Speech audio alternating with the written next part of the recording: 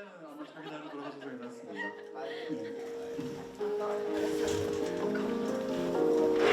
네. 제자가 몇 명이나 있었나요? 저기 나는 제자였다라고 한번 손 들어주십시오. 그러니까 왜 질문이 그거였잖아요. 제자, 난 예수 제자일까라고 했을 때 몇 명이나 네. 뭐라고? 아, 반이 안 돼요, 그렇죠? 알겠습니다. 네. 자매님들께 미안하지만 군대 얘기로 오늘 하루 이야기를 시작하고 싶어요. 네, 저도 군대를 한번 다녀왔는데 제가 군대 가기 전에 군대에 대한 이미지가 있잖아요. 그래서 제가 군대 가면 두 가지를 기대했던 것 같아요. 첫 번째는 되게 멋있죠, 그렇죠? 저렇게 저 멋있다고 생각했던 것 같아요. 저렇게 총을 쏘고 저렇게 내가 저렇게 맨날 훈련 받겠지? 이런 생각을 했습니다. 또 하나는 제가 축구를 되게 좋아했는데 맨날 군대에서 이렇게 축구하지 않을까라는 생각을 했어요. 다른 형제들은 모르겠습니다. 저는 군대 갈 때도 두 가지 기대했던 것 같아요. 맨날 저렇게 멋있게 총 들고 이렇게 훈련하고, 그리고 또 하나는 맨날 저랑 축구하겠지라는 기대를 하면서 갔어요. 제가 논사훈련소에서 훈련을 받았는데 훈련을 받고 나서 왜 그 주특기라고 뭔가 병과를 이렇게 부여받게 되는데 저는 어떤 병과 받았냐면 공병을 받았습니다. 엔지니어라고 하나요? 근데 이제 엔지니어에 대한 이미지가 저런 거예요. 저렇게 다리 놓고 저런 사람들입니다. 근데 여러분 봤듯이 제가 되게 비리비리하잖아요. 그래서 제가 저걸 할 수 있을까라는 두려움과 함께 그 엔지니어링 학교가, 군인들을 위한 학교가 그 광주에 있어요. 근데 광주에 상무대라는 곳에 있는데 거기에 딱 갔더니 전 저거 할 줄 알았더니 제가 부여받은 병과가 지뢰병이었습니다. 네. 그 스타크래프트 벌처 같은 거죠. 네. 정말 지뢰를 설치하고, 지뢰가 종류가 되게 많아요. 한 명 그러니까 개인의 되게 잔인해요. 전쟁 잔인합니다. 발목을 날려버리는 지뢰부터. 그러니까 이게 사람을 죽이는 용도가 아니에요. 전쟁이 나면 그 상대방의 전력을 깎기 위해서 사람을 죽이는 것보다 더 잔인한 건 부상자를 만드는 겁니다. 그래서 이 발목만 날아가게 만드는 지뢰가 있어요. 이만해요. 그런 지뢰부터 탱크 지뢰 본 적 없죠? 이만해요. 근데 이것도 탱크를 부시기 위한 게 아닙니다. 탱크의 그 레일을 이렇게 고장내 틀기 위한 거예요. 그 지뢰까지를 어떻게 설치하고 해체하고 저렇게 찾는지에 대한 훈련을 받았어요. 제 기대랑은 전혀 다르게 군대가 흘러가기 시작했습니다. 근데 이걸 6주 동안 훈련을 받아요. 그래서 제가 어떤 기대를 했냐면 나는 지뢰병이 됐으니까 근데 저 때 뭐라고 했었냐면 북한이랑 좀 사이가 친해져서 철도를 다시 연결하는 작업을 했었어요. 그래서 경의선을 놓는 작업을 했는데 그래서 이때 DMZ, 비무장지대에 지뢰가 많아서 그것들을 정말 찾기 위해서 제 동기들이 많이 착출돼서 갔습니다. 그래서 나도 이거 끌려가나? 엄마한테 전화해야 되나? 고민이 들었어요. 그런데 제가 배정받았던 부대는 그 용인 에버랜드 앞에 있는 부대였습니다.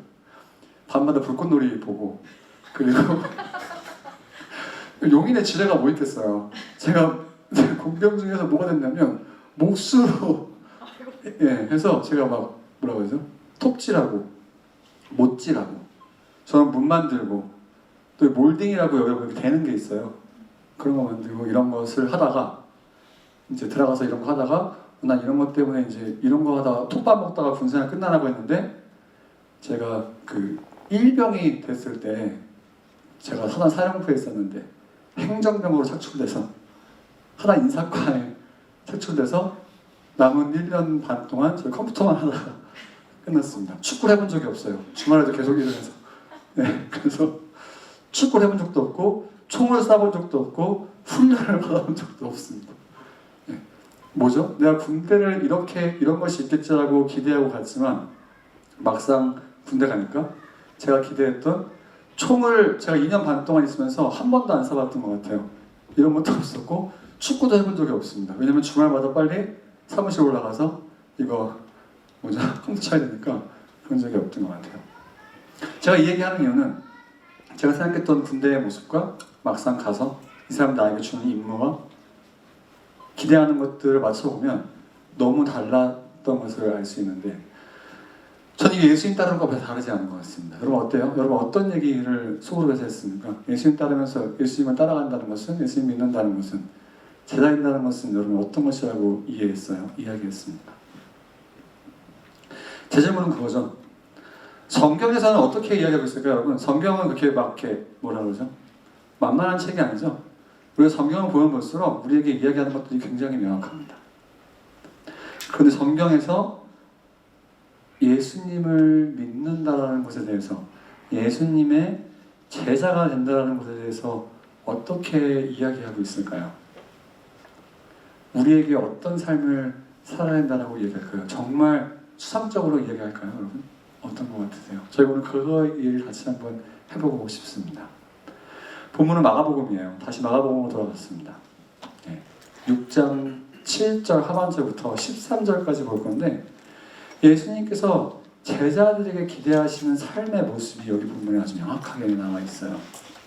저희 오늘 그걸 보고 같이 한번 이야기해봤으면 좋겠습니다. 제가 한번 읽어볼게요. 6장 하반절입니다. 그리고 예수께서는 마을을 두루 돌아다니시며 가르치셨다라고 본문이 시작되어 있어요.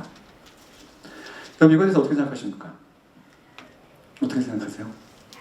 저는 이것만큼 비효율적인 것은 없다고 생각합니다. 어떻게 생각해요, 여러분? 제가 예수님이 어떻게 할 것 같냐면, 내가 하나님의 아들이고 내가 사람을 고칠 수 있는 능력도 있고 내가 아는 것도 많으니까 사람들에게 나에게 나아오라라고 할 것 같아요. 맞죠? 여러분 학원에 다녀본 사람 어떻습니까? 1타 강사가 1타 강사 뭔지 알죠? 1타 강사가 돌아다녀요? 아니죠? 1타 강사 어떻게 하죠? 자기가 학원에 앉아 있으면 사람들이 배우러 새벽부터 저녁까지 찾아와요. 맞죠? 제가 생각할 때 효율적인 방법은 내가 예수님이라면 나에게 오라고 할 것 같습니다. 맞죠? 근데 예수님이 어떻게 하시죠?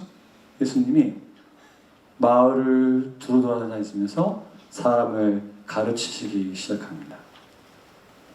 아주 비효율적인 방법이에요. 우리 생각으로는 이게 잘 이해가 가지 않습니다. 또 하나, 제가 예수님이 어떻게 할 것 같냐면 저 같으면 이스라엘의 왕이 될 것 같습니다. 맞죠? 왕이 명령하면 나라 사람들이 듣습니까? 안 듣습니까? 듣잖아요. 그렇죠? 저 같으면 내가 예수님이라면 이스라엘의 왕이 되길 원했을 것 같아요. 맞잖아요. 왕이 돼서 명령만 내리고 조서만 내리면 됩니다. 이렇게 하라고 명령만 내리면 돼요. 근데 예수님께서 어떻게 하십니까? 마을을 두루 돌아다니시면서 가르치셨다라고 얘기해요. 저는 이게 너무나 비효율적이라고 생각합니다. 근데 여기 예수님 마음이 너무나 잘 나타나고 있는 것 같아요. 예수님은 사람에 대해서 관심이 있으셨고 이들에게 비효율적이지만 직접 만나서 가르치시기 원했습니다. 그럼 우리가 예수님을 따라간다는 것은 예수님 방법을 따라가는 거겠죠? 우리가 어떤 삶을 살지를 한번 생각해 보는 건 좋은 것 같아요. 많은 사람들이 이렇게 얘기하잖아요. 많은 사람들이 제가 여러 번 얘기했었죠. 제가 예수님을 효과적으로 전할 수 있는 방법은 이거 같아요. 돈을 많이 벌어서 정말 유명한 사람이 돼서 누군가 저에게 어떻게 이렇게 돈을 많이 벌었습니까? 라고 하면 다 하나님의 은혜입니다. 하나님께서 저에게 이렇게 많은 복을 허락해 주셨어요. 라고 하거나 정말 제가 유명한 사람이 돼서 사람들이 저한테 어떻게 이렇게 유명한 사람이 됐습니까? 라고 하면 제가 하나님이 도우셨습니다. 하나님 믿었더니 잘해주셨어요. 라고 하는 게 제가 볼 때는 너무나 효율적인 방법 같아요. 그런데 제가 성경을 보면 볼수록 예수님이 그렇게 하지 않았다는 것은 우리에게 너무나 많은 것들을 생각하게 합니다. 그렇지 않아요? 예수님은 그렇게 일하시지 않았던 것 같아요. 왜 그랬을까요? 왜 그랬을 것 같으십니까? 예수님은 예수님이 돌아가신 지역이 뭐냐면 저 갈릴리 지역이에요. 저 윗지역입니다. 저 지역이에요. 제가 볼 때 예수님이 효과적으로 하려면 아까 같이 왕이 되던가 해야 할 것 같은데 저 조그만 지역에서 아둥바둥 되시면서 사역을 하시는 것을 봅니다. 확대하면 이 지역이에요. 예수님이 지금 사역 지역이 저 갈릴리 호수 지역 주변으로 이루어지고 있습니다. 근데 예수님 우리가 볼 때는 하나님의 아들이면 왜 저 조그마한 지역에 가야 돼요? 저 같으면 저 예루살렘을 당장 가야죠. 안 그렇게 하신다는 거죠. 뭡니까? 예수님의 관심은 사람에 있고 그들을 직접 가르치기 원하는데 예수님의 관심이 있는 것 같아요. 이것이 저희들에게 주는 너무나 큰 의미가 있습니다. 여러분 어떠십니까? 여러분 예수님 제자가 된다는 것은 사람에 관심이 있고 그 사람들을 어떻게 다루기 원하는지에 대한 것 같아요. 우리는 어떻죠? 근데 우리 아까 얘기했듯이 우리는 무언가 사람보단 내가 어떻게 되고 내가 무언가 엄청 유명하게 돼서 이것들을 어떻게 자랑해서 영향력을 바르게 하기 원하지만 예수님의 예상에는 그런 거에 별로 관심이 없었습니다. 예수님은 그렇게 일하기 원하셨던 건 아닌 것 같아요. 그러면 우리가 예수님의 제자가 되기 원한다면 나는 과연 사람에게 관심이 있고 그들을 어떻게 다루기 원하는지에 대해서 고민해보는 건 예수님의 제자됨과 너무나 연관성이 있는 것 같습니다. 계속 한번 보죠. 그럼 예수님 따르는 모습이 어떤 것인지 더 구체적으로 나와요. 제가 예수님의 말씀을 읽어보겠습니다. 잘 들어보세요. 그리고 뭐죠? 예수님께서 가르치시면서 12제자를 가까이 부르셔서 그들을 둘씩 보내시며 그들의 악한 귀신을 억누르는 권능을 보내주셨다. 그리고 그들에게 명하시기를 길을 떠날 때에는 지팡이 하나밖에는 아무것도 가지지 말고 빵이나 자루도 지니지 말고 전대에 동전도 넣어가지 말고 다만 신발을 신되 옷은 두 벌 가지지 말라고 하셨다. 또 그들에게 말씀하셨다. 어디서 어느 집에 들어가든지 그곳을 떠날 때까지 거기 머물러 있어라. 어느 곳에 있든지 너를 영접하지 않거나 너의 말을 듣지 않거든 그곳을 떠날 때에 너희 발에 묻은 먼지를 떨어서 그들을 고발을 증거물로 삼아라. 그들은 나가서 회개하라고 선포하였다. 그들은 많은 귀신 쫓아내며 수많은 병자에게 기름을 발라서 병을 고쳐주었다. 자, 여러분 이 말씀 들으면 어떻게 생각하죠? 자, 이제 우리는 지금 하나님의 문도 간두고 가족도 버리고 지팡이 하나 들고 돈도 가지지 말고 돌아다니면서 전도하면서 사람들에게 집에 들어가도 괜찮을까요? 라고 묻는 그런 삶을 살아야 되죠. 누가 이런 삶을 살았죠? 저렇게 살아야 될 것 같죠? 맞죠? 아까 제자라고 손들었던 분들 어떻습니까? 이런 삶을 살고 있습니까? 그렇죠? 너무 감사한 건 뭐냐면 오늘 말씀이 끝이 아니라 이 말씀 뒷부분에 가면 사도들이 예수께로 몰려와서 자기들이 한 일과 가르침을 다 그에게 보고하였다. 그리고 예수님께서 뭐라고 하시냐면 예수님께서 그들에게 자 이제 가서 쉬어라라고 말씀하세요. 무슨 말입니까? 오늘 말씀은 특정한 상황에 한시적인 명령 같아요. 예수님께서 이들에게 명령하신 그 명령한 내용에 기간이 정해져 있었습니다. 상황도 명확했어요. 그러니까 우리가 이것을 문자 그대로 받아들이기엔 이미 이들이 이 사역을 끝냈으니까 문자 그대로 적용하는 것은 좀 어려운 것 같아요. 그런데 우리가 오늘 본문을 보면 예수님께서 제자가 되는 것이 무엇이고 예수님을 따르는 것에 대한 원리는 잘 보시는 것 같습니다. 다시 이야기할게요. 우리 이 말씀을 문자 그대로 받아들여야 될 것 같지만 저희가 이 본문의 끝을 보면 제자들이 돌아와서 평상시의 삶을 살아갔어요. 그러니까 예수님께서 제자들에게 이런 것을 문자적으로 평생 살기 원하시는 건 아닌 것 같아요. 그러나 적어도 예수님께서 제자들을 이렇게 보내신 것에 대한 원리는 있는 것 같습니다. 저희 그것을 살펴보면 예수님을 따라가는 것이 무엇이고 제자 되는 게 무엇인지 알 수 있을 것 같아요. 너무 감사하죠? 그렇죠? 우리가 돈도 벌어도 괜찮고 집에 있어도 괜찮아요. 그런데 원리가 무엇인지 한번 살펴보도록 하겠습니다. 7절 보면 재밌는 게 있어요. 예수님께서 어떻게 보내십니까? 이들을 둘씩 보내세요. 왜 한 명씩 보내면 안 됩니까? 그리고 예수님께서 12명의 제자를 둘씩 묶어주신 거잖아요. 여러분 제자들이 어떤 사람들이었습니까? 기억나세요 여러분? 제자 중에 누가 있었죠? 세리가 있었습니다. 그렇죠? 세리는 누구였죠? 유대인들이 민족의 반역자라고 했던 사람도 있었어요. 맞죠? 어부도 있었습니다. 어부가 뭐 교육받았자 뭘 받았겠어요? 열심당원이 있었습니다. 열심당원은 뭐죠?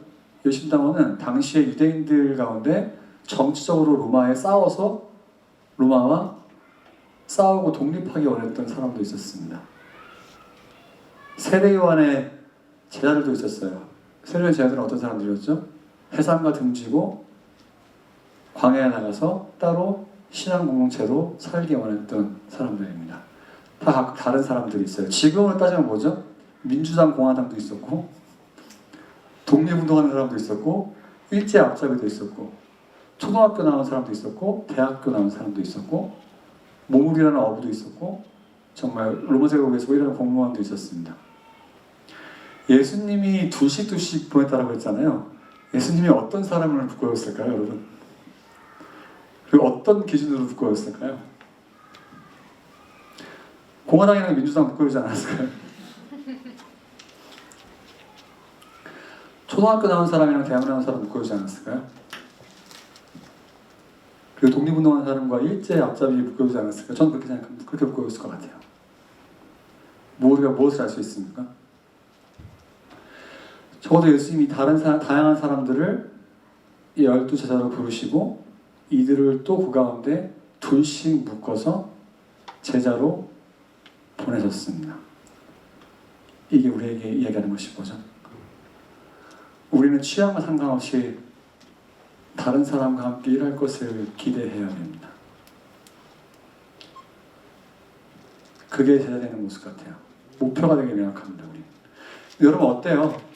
나이가 점점 먹어갈수록 어떻습니까?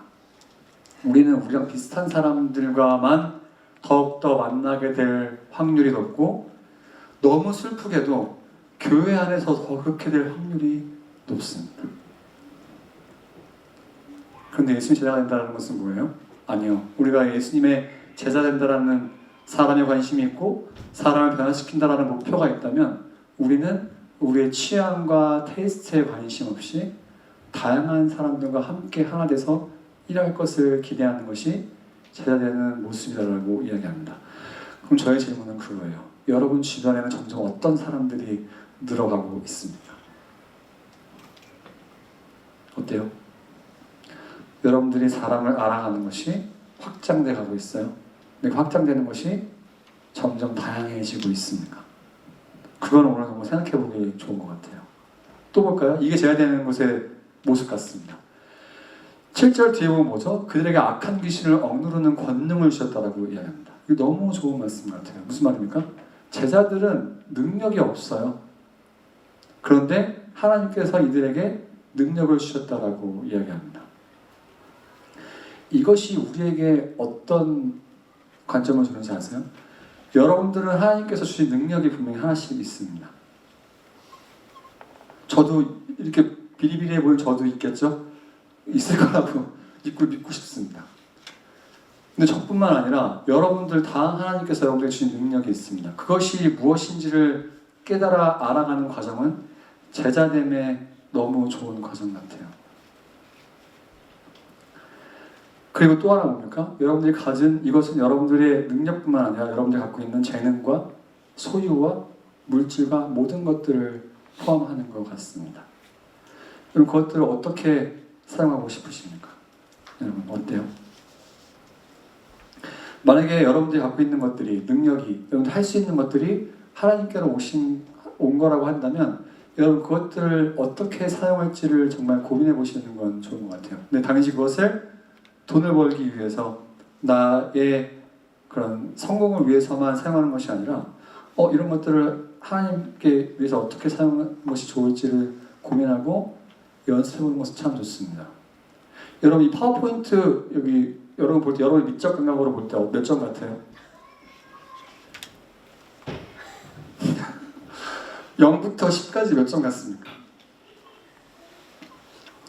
빵점이죠. 저도 알고 있습니다. 여러분 혹시 여러분 미적 감각이 있는 사람 있으면 저 좀 도와주십시오. 여러분 재능을 발휘할 때입니다. 여러분 저 카메라 설치하는 것도 도움이 필요해요. 그리고 뭐죠? 여러분 주보 우리 2년째 똑같죠? 여러분의 도움이 필요합니다. 차양팀도 마찬가지죠. 여러분 이 보배상이랑 상명제 보면서 되게 안타까운 마음 너무 잘하지만 때론 너무 안쓰럽지 않습니까? 그렇죠? 저는 도도 안 올라가요. 제가 도와줄 수 있는 능력이 없습니다. 그런데 혹시 여러분 가운데 나 이런 악기 할 수 있는데 적어도 내가 목사님보다 노래 잘하는데 내가 적어도 여러분 목사님보다 미적 감각이 조금 뛰어난데 라고 하는 여러분의 재능 그럼 여러분 저는 그런 재능을 하나님께서 여러분들에게 주셨다고 생각해요. 우리는 그런 재능을 뭔가 엄청 크게 사용할 것 같지만 여러분 그런 걸 사용하는 것도 여러분의 재능을 사용할 수 있고 그게 제자되는 모습이라고. 뭐라고요? 하나님께서 여러분들에게 그런 능력을 주셨다고 이야기하고 있어요. 그럼 혹시 여러분은 그런 재능을 사용해 보실 생각 없습니까? 그러면 끝나고 팬장이나 여기 저렇게 와서 책임을 볼 때 제가 이런 거 목사님 도와드릴 수 있을 것 같다고 하는 거 너무나 고맙죠. 너무 좋습니다. 제가 얘기하면 부끄럽겠지만 저 청년들 가운데 정말 그런 것들을 여러분 모르게 사용하고 있는 사람도 있어요. 저는 여러분의 그런 걸 더 권해드리고 싶습니다. 그러니까 뭐라고요? 내가 가진 능력과 소유를 가지고 공동체에서 어떻게 사용할 수 있는지 고민하고 연습해보는 것은 제자되는 모습이라고 오늘 말씀이 이야기하고 있습니다. 또 하나 볼까요? 8절 9절입니다. 그리고 그들이 명하시기를 길을 떠날 때에는 지팡이 하나밖에는 아무것도 가지지 말고 빵이나 자루도 지니지 말고 전에 동전도 넣어가지 말고 신발은 신되 옷은 두벌 가지지 말라고 했다. 무슨 말입니까? 이거 되게 한시적인 거잖아요. 그런데 우리가 성경을 일관적으로 볼 때, 여러분 야고보서 말씀 기억하죠? 야고보에서 우리가 뭐라고 합니까? 소유에 대해서 욕심 갖고 자족하지 못하는 것은 분명히 하나님의 말씀에 옳지 않은 거라고요. 무슨 말입니까? 제자됨은 삶의 단순성을 요구합니다. 무슨 말이죠? 여러분, 우리가 세상을 살다 보면 어떻죠? 세상에서는 우리가 무언가를 되게 많이 갖고 많이 누릴 수 있는 것에 삶의 기쁨이 있다라고 이야기합니다. 그런데 예수님께서 뭐라고 하죠? 아닌걸? 오히려 그런 것들을 갖지 않아도 내가 너에게 어떻게 무엇을 주고 어떻게 살아갈 수 있는지를 경험해보라고 얘기해요. 이것은 삶의 단순성과 연관이 있습니다. 여러분 어때요? 우리가 삶을 되게 복잡하게 만들고 싶어 하지 않습니까? 뭔가 더 많이 갖고 싶어 하죠. 그런데 제자 되는 것은 별로 그런 것에 관심이 없는 것 같아요.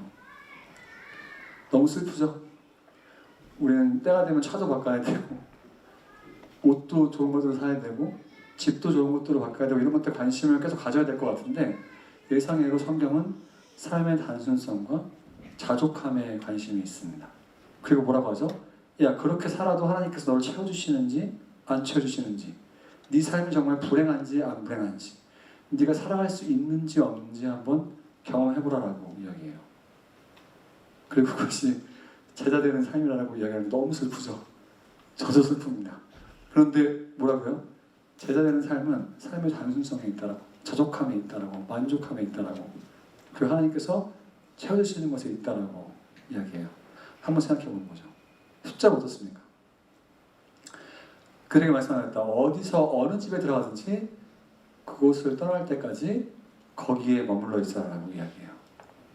우리는 삶에서 단순성을 갖고 살아가면 살아갈 수 없을 거라고 불안해하죠. 뭐라고 합니까? 예수님께서 뭐라고 하시죠? 아닌데 너 그렇게 살아갈 때 너같이 살아가는 사람이 정말 있는지 없는지, 너를 도와서 나같이 나의 제자가 되는 것이 목표를 두고 살아가는 사람이 있는지 없는지 예수님께서 경험해보라고 말씀하세요. 무슨 말입니까? 이렇게 살아가면서 어느 집에 들어가서 머물러도 괜찮을까라고 물어볼 때 예수님께서는 너희를 환대하는 사람이 있을 거라고 말씀하십니다. 그렇게 살아갈 때 돕고 같은 방향성을 갖는 사람들이 있을 거라고 말씀하세요. 그리고 우리를 돕는 사람들이, 함께할 사람이 있을 거라고 말씀하십니다. 전도도 마찬가지인 것 같아요, 여러분. 예수님은 우리가 여러분 어때요? 우리는 복음을 되게 포장하고 싶어합니다. 무슨 말입니까? 이렇게 전도를 멋있게 하고 싶어해요. 아까 얘기했듯이 돈을 많이 벌고 성공해서 예수 믿어봐, 너도 이렇게 된다라고 해서 뭔가 복음 자체보다 우리가 어떤 사람인지 관심이 있을 것 같지만 오늘 십자 복음 어떻죠? 우리에게 그게 필요 없다라는 거 아닙니다. 때로는 복음 자체를 던질 때 메시지에 반응하는 사람들이 있을 거라고 예수님께서 말씀하세요. 너무 신기하지 않습니까? 막 겁나잖아요. 이 사람한테 예수님 어떻게 전해야 되지? 내 꼬라지가 지금 이렇고 내가 이 사람보다 못났는데 이렇게 얘기하잖아요. 별로 걱정하지 말라고 말씀하십니다. 왜냐하면 메시지에 반응하는 사람들이 있을 거라고 예수님 확신하세요. 별로 메시지에 대한 책임을 의식하지 않아도 됩니다. 그 맥락을 11절로 봐야 돼요. 뭐라고 합니까? 어느 곳에든지 너를 영접하지 않거나 너의 말을 듣지 않거든 그곳을 떠나 너의 말에 묻은 먼지를 떨어서 그들을 고발할 증거물로 삼아라. 유대인들이 팔레스타인 밖으로 여행할 때 이 성지를 더럽하지 않도록 발을 털도록 했습니다. 자기는 정결하고 내 책임이 없다라는 표시죠. 무슨 말입니까? 너희들이 복음을 전했을 때 너희를 받아들이지 않고 돕는 사람들에 대해서 너희는 책임지지 않아도 된다라고 이야기해요. 무슨 말입니까? 제자됨은 비난과 불편함과 어려움을 감내해야 되는 것은 맞아요. 맞죠? 분명히 맞습니다. 우리가 메시지를 전할 때 어떤 사람은 반응할 거고 어떤 사람은 반응하지 않을 거예요. 불편하고 어렵습니다. 근데 감내하는 것은 맞는 것 같아요. 또 뭡니까?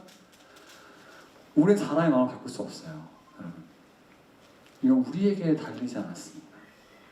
오늘 말씀이 이걸 우리에게 이야기하잖아요. 우리가 할 것은 그냥 메시지를 전달하는 것뿐입니다. 그리고 복음대로 살아가는 것이 어떤 것인지 보여줄 뿐이에요. 그것을 받아들이고 받아들이지 않고는 우리의 능력으로 할 수 없습니다. 이건 성령께서 하셔야 될 일이에요.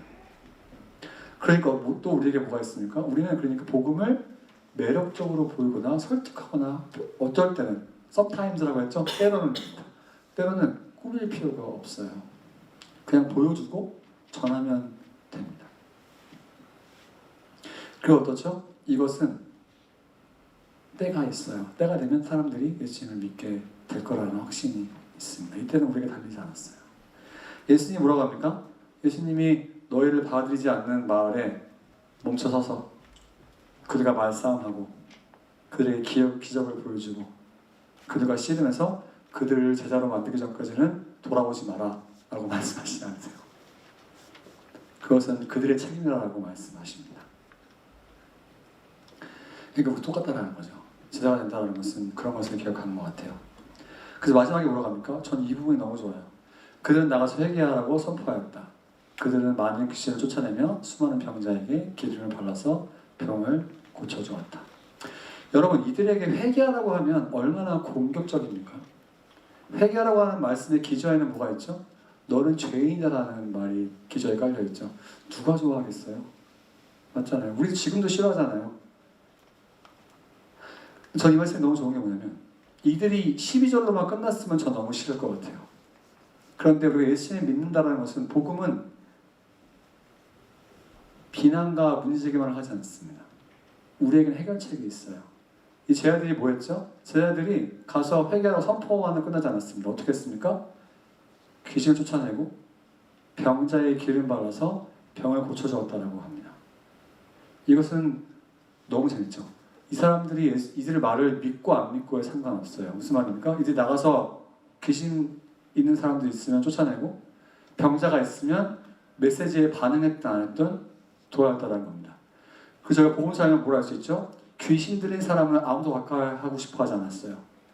병자는 어떻죠? 병자들은 죄 때문에 병에 들었다라고 다들 생각했습니다. 아무도 가까이 하고 싶어 하지 않았어요.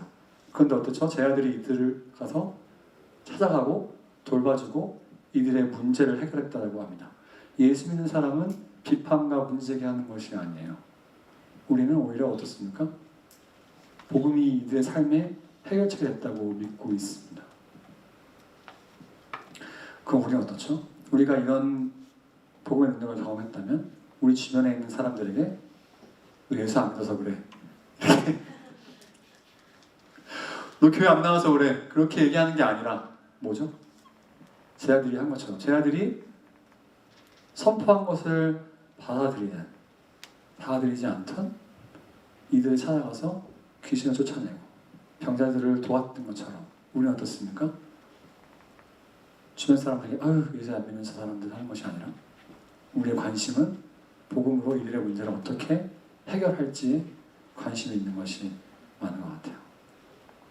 지금까지 무슨 얘기했죠? 제자라는 것은 사람의 관심이 있어야 합니다. 비효율적이에요. 그리고 뭡니까? 우리의 취향과 상관없이 누구와도 함께 일할 수 있는 사람이 되어야 되죠. 또 하나 뭡니까? 하나님께서 여러분들에게 능력 주셨다는 것을 믿어야 돼요. 네 번째는 뭐죠? 여러분들, 하나님께서 여러분들에게 삶의 여러 가지 향락에 마음 뺏기는 것이 아니라 단순한 삶을 요구하십니다. 마지막은 뭐라고요? 마지막은 비난과 불편함과 어려움을 감내하면서 우리가 복음을 매력적으로 생각하는 것이 아니라 우리가 할 것은 그냥 보여주고 전달할 뿐이고, 마지막으로 뭐죠? 이렇게 우리는 비판과 문제를 제기하는 것이 아니라 오히려 복음으로 사람들의 삶에 구체적인 해결책을 줄 수 있는 것이 제자됨이라고 이야기합니다. 근데 여러분, 저희가 보면서 무슨 생각했냐면 저의 본성과는 다 반대되는 거예요. 저는 사람에 관심이 별로 없고 나는 누구랑 일하는 것도 싫어요. 나 혼자 있는 게 좋습니다. 나는 삶을 복잡하게 만들고 싶어하는 면이 있는 것 같아요. 그리고 저는 비난과 비판을 감내하고 싶지 않습니다. 오해받는 것도 싫어요. 근데 여러분 어때요? 우리가 이제 제자들이 예수님께서 요구하시는 것이 어쩌면 우리 본성과 다 반대되는 거 아닙니까, 여러분? 근데 예수님께서 우리 그런 것들을 요구하시는 것 같아요. 여러분 이거 한번 반대됩니다. 여러분, 예수님께서 모두에게 그런 것을 요구하시지 않았어요. 12 제자에게 이런 것들을 요구하셨습니다. 마지막으로 이 얘기만 끝나고 싶습니다. 뭐죠 이거? 화장실이죠. 랍비 알죠? 예수님 시대에 랍비들은 제자를 선택했잖아요. 제자를 많이 선택하지 않았습니다. 근데 랍비 제자들이 했던 행동 중에 하나가 뭐냐면 제 기록에 있어요. 제가 보고 되게 충격받았습니다. 랍비 제자들이 자기 스승의 화장실까지 따라가서 화장실에서 어떻게 볼일을 보나까지 확인했다라는 기록이 있어요. 그 이유는 이 사람이 정말 어떤 삶을 살고 심지어 화장실에서 어떻게 하나 궁금해했다라는 그런 기록들이 있습니다. 무슨 말입니까? 제자들은 스승의 처음부터 끝까지를 보고 똑같이 하기 원했다는 것 같아요. 그럼 저희가 정말 예수님을 따르는 삶을 살아가고 싶다면 우리가 화장실에 갈 수는 없지만 저도 예수님께서 우리에게 오늘 말씀에서 이야기한 것들을 기대하시는 것 같아요. 그런데 여러분, 이러면 힘들 것 같죠? 그런데 여러분, 신앙은 정말 역설적입니다. 무슨 말이냐면 이렇게 살면 우리가 힘들 것 같고 어려울 것 같지만 여러분, 이렇게 살다 보면 우리가 예수님을 사랑하는 마음으로 살아갈 때 여기에서 오는 되게 뭐라고 하죠? 말로 표현할 수 없는 기쁨이 있는데 그것을 한번 경험해볼 만하지 않습니까? 어때요? 어떻습니까? 여러분들 예수님께 정말 제자가 되고 싶습니까? 어때요? 같이 한번 기도했으면 좋겠습니다. 어떻습니까, 여러분? 여러분 예수님의 제자가 되고 싶습니까? 또 예수님께서 여러분들에게 많은 것들을 오늘 말씀하셨는데 여러분 어때요? 어떤 것들을 여러분 마음속에 적용하고 싶으십니까? 또 여러분 상황 가운데 어떤 것이 잘 안 되세요? 근데 예수님께서 우리를 똑같이 부르십니다. 부르시면서 우리에게 이런 것들을 내 제자로서 한번 해보지 않을래? 라고 여러분들에게 초청하고 계세요. 그럼 이 시간 한번 여러분 조용히 기도해봤으면 좋겠습니다. 하나님, 제가 제자가 되기 위해서 이런 모습들을 좀 했으면 좋겠어요. 이런 것들을 한번 살아왔으면 좋겠어요. 이게 잘 안 돼요. 그리고 저희 아직 이럴 준비가 안 됐습니다. 근데 하나님께서 정말 저희 그런 기쁨 되시고 이렇게 살아갈 때 내가 세상에 알 수 없는 기쁨과 평안이 있다고 한다면 이렇게 한번 살아보겠습니다라고 같이 한번 이거 왜 여러분 마음속에 나가져 있으면 정말 같이 기도로 나아갔으면 좋겠습니다. 기도하겠습니다.